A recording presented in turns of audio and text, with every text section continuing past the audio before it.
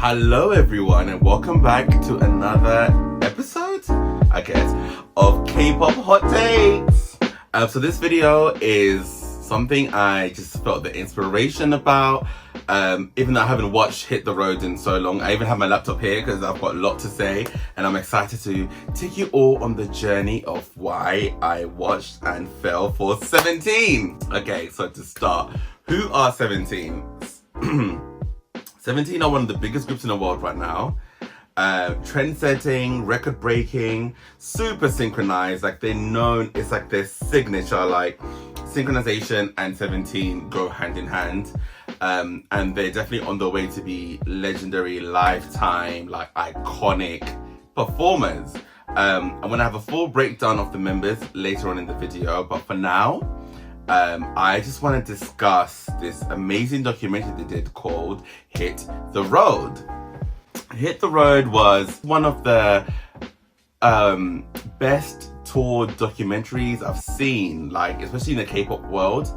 And I think what I loved as well about it was every episode, ranging from 10 to 13 minutes, was based on each of the members, right? So it starts off with the particular member, then they talk about their experience on the tour, and it's all kind of like chronological order as the tour goes on. And you kind of see their day-to-day life. You see them kind of, just waking up. Some of them go to the studio, some of them go to work out, some of them get a bite to eat, some of them go sightseeing, some of them are practicing the dancing or whatever. And it really was a good insight because I wasn't that familiar with a lot of the members then. I kind of knew some, and I can't even lie to you, there's some episodes I was excited more than others. And to my surprise, I was loving every single episode, even the episodes when I wasn't quite sure if I'm gonna enjoy that member that much, but I got to learn something about each and every single one in a great way. And also it was refreshing to see true, honest, behind the scenes issues, physical and mental, that idols have to deal with, because I don't like the fact that a lot of K-pop in general kind of doesn't show you when idols are upset, angry, sad. I mean, sometimes they show you when they're sad, when they're frustrated, as if they're not human beings.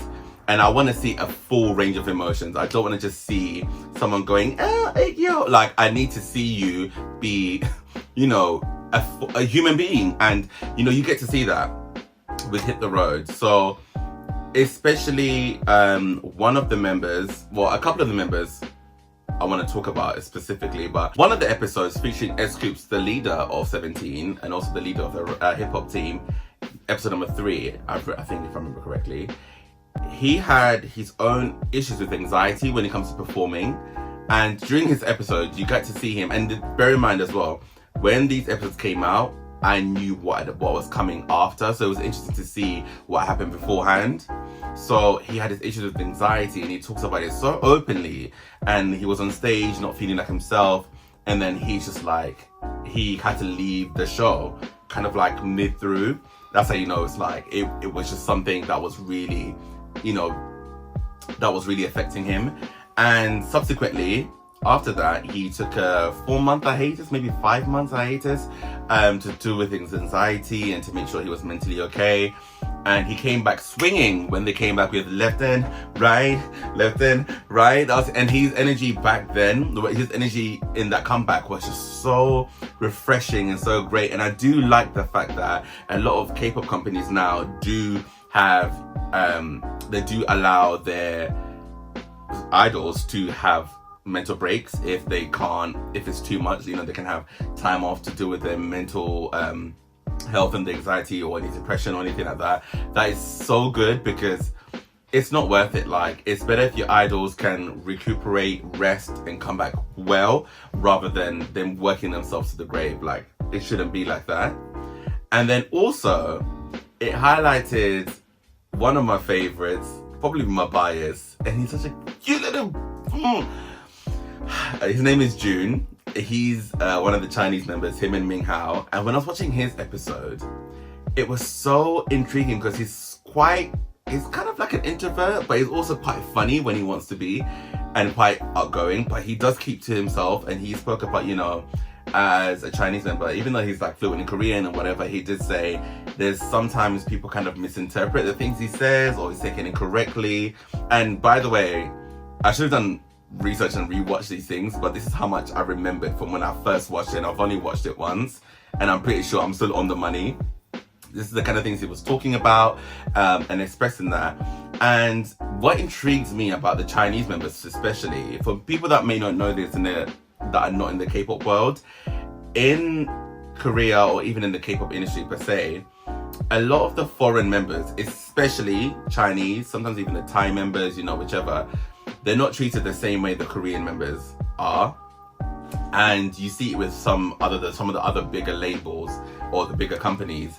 And I think with 17, Carrots, correct me if I'm wrong, I'm not really quite sure. I would love to know if I've missed anything. I hope I haven't. It seems as though there's a fair treatment and distribution of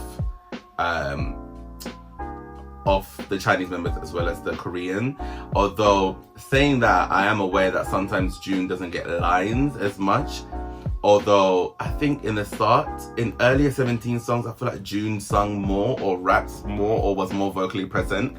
So I'm not sure, but please tell me, I'm not an expert in 17 just yet. This is just my roundabout of this beauty that I experienced, and still really impacted me because it was such a nice show to watch. So yeah, please let me know. As well as Ming Hao's episode, you know, Ming Hao's quite a chilled kind of like drink wine. He has like a glass of red wine at the end of the day. He's a bit like chilled. He just wears his kimono. He's just this cool guy, although he can be quite wild and funny as well.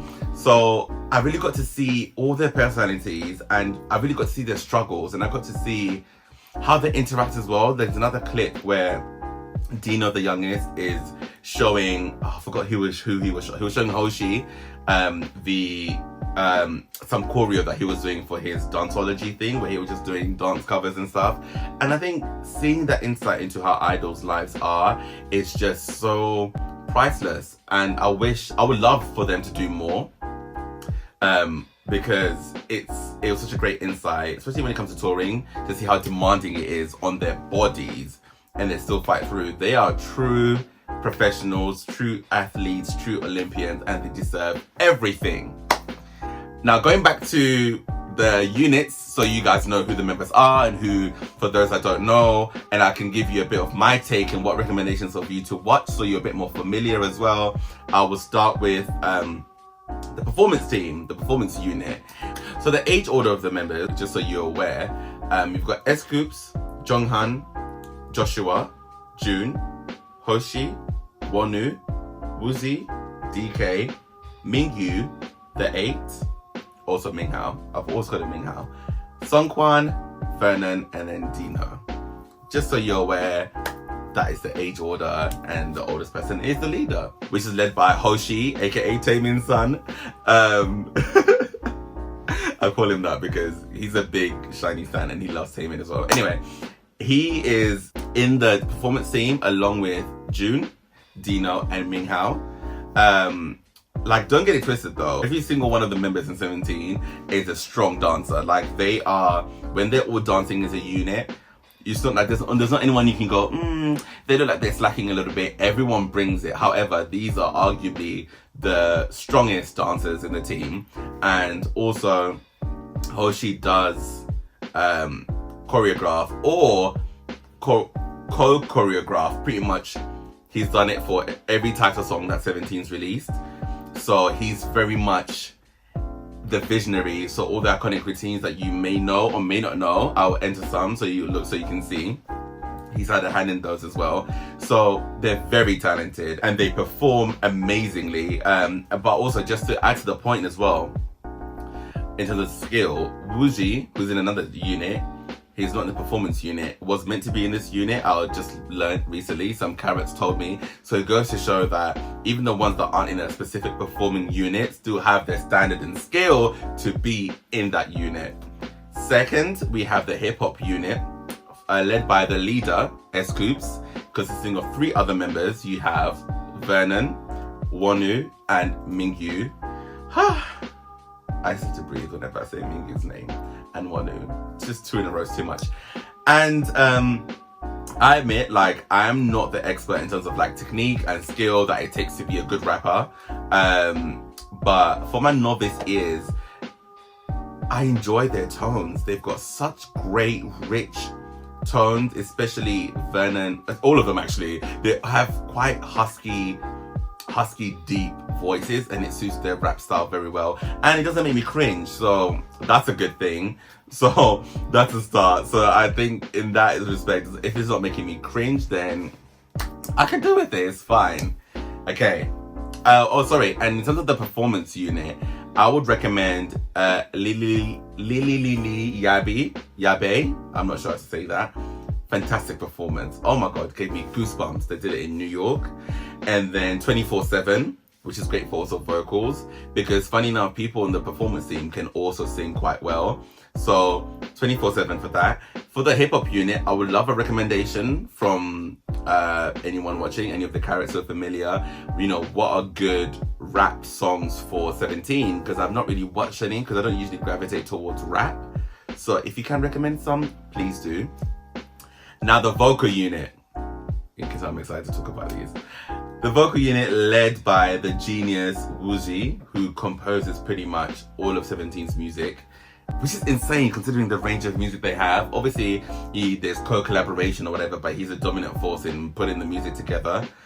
And it consists of 4 other members: Seungkwan, DK, Jonghan, and Joshua. By the way, I forgot to mention that there's also some Canadian... They're both Canadian American members,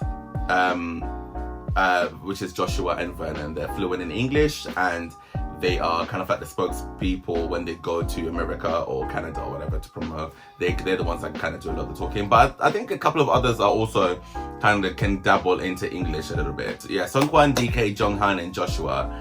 Okay, now when it comes to vocals, right, in K-pop, a lot of people do go to SM because SM know how to find a singer. Oh my god, SM can find singers. But outside of SM, I think the vocal line in 17 are probably my favorite in all of K-pop, because they're so dynamic. They sing very well live. They've got range. Their technique is great, so you can always guarantee you're gonna get a strong, well-practiced, well-supported, balanced vocal each and every time. DK, for example, has done musical theatre. Seungkwan, there's a lot of covers online. I'm sure he's done stuff as well. I'm not too familiar. Please tell me. Those two especially, they've done some duets as well and stuff. They're extremely talented singers. And it's just a beauty to watch them sing live. That's what excites me about 17, because they're also such great dancers, but then they're even stronger singers. It's like what is going on? And I would recommend for the vocal team, for me, My Everything, which they did a cover of. It's actually a song, and I was like, this is fantastic. I've actually have a reaction of it on my other channel. And they did an acoustic version of their lead single, Adore You. And my god, the vocal layerings they do, they jump between each other. They are building multiple songs as call and response. One person singing a melody, another one jumps in the back. It's just what you want from singers. I want to see singing, and they give you that. And then to top it off, on top of the fantastic performances, the details, and then the music, they are also hilarious. Now, even in Hit the Road, there's cute moments of like comedy, although it's quite serious in tone. It has moments where you kind of just giggle, like when Seungkwan is like forcing the members to like take the vitamins and he's doing it. So it's got endearing moments. I mean, before I kind of knew about them too much, I used to hear that they were so funny. When I watched Knowing Brothers, the episode, and I saw a preview of this, and people in the comments were like, oh my god, 17 are going to be so good, they're going to be so funny. And I'm telling you, you would not regret watching a single, like, if you want to watch the Knowing Brothers episode, their first one especially, it's so funny.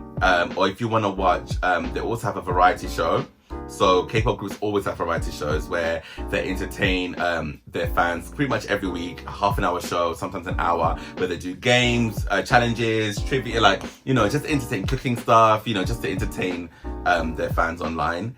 And their one is called Going 17, and I really got into it last year. And the episodes I would recommend, some of my favorites are Christmas in August, which is episode 29 and episode 30 from 2020.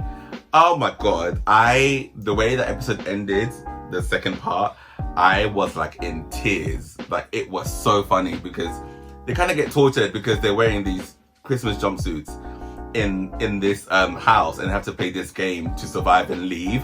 But it's just so funny. I love that episode. And they also did a mafia game, which was episode 40, and it's like a large scale, so it's like set in a kind of like a police station house kind of thing, and they've all got suits on, so they look gorgeous. You would not regret it. You can watch those, come back to me, and we can talk, because it was the funniest. I mean, it was consistently funny. There's also an episode when they did bungee jumping, and they're so supportive of each other, which is so endearing as well. Like, you can see that love. It's things like that that make you grab onto a group, because you see their camaraderie and you can see how much they support and love each other. And that was also a hilarious episode. So overall, I don't think 17 are underrated or underappreciated, but I do think they could have even more. They deserve more, because in terms of consistency and being all-rounders, they're pretty much flawless for me. I've got no issues. They are just a magnificent group, and I just want them to just dominate and take over the world, because their talent and everything is just overflowing, and it's well deserved. So if you enjoyed this video, please join me into my journey into Carrotland. I'll probably talk about 17 more, discuss more performances, more videos possibly, but I just had to make this one, and I had to say what had to be said. And thank you so much for watching, everyone, and I'll see you next time. Bye.